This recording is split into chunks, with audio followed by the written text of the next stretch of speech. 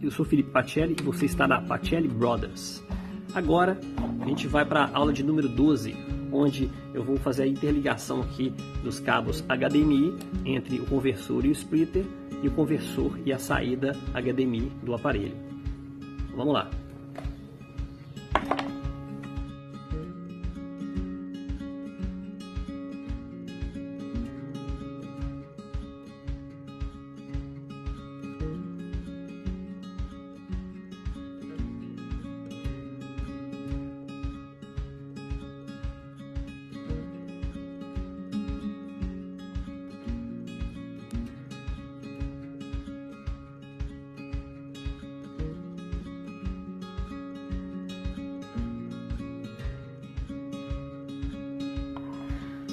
Vamos aproveitar agora e já fazer a instalação aqui, a ligação entre o nosso hub, que vai ser a parte que vai ligar a carga dos 5 volts de todos os dispositivos, que no caso aqui são só dois no princípio, que é o splitter e o conversor.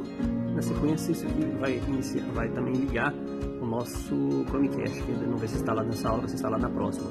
Então vamos fazer a ligação desses dois carinhas aqui direto no hub. Vamos lá.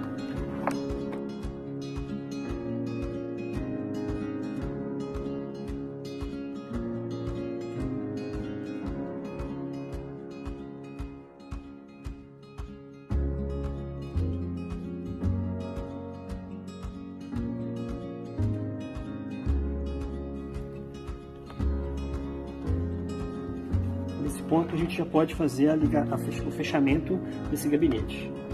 Que as próximas etapas a gente não vai precisar mais estar trabalhando internamente, é simplesmente fazer a conexão do Chromecast e fazer a programação do nosso Node MCU. Vamos lá.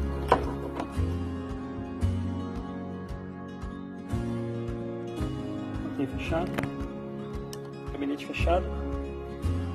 Essa configuração a princípio está dessa forma.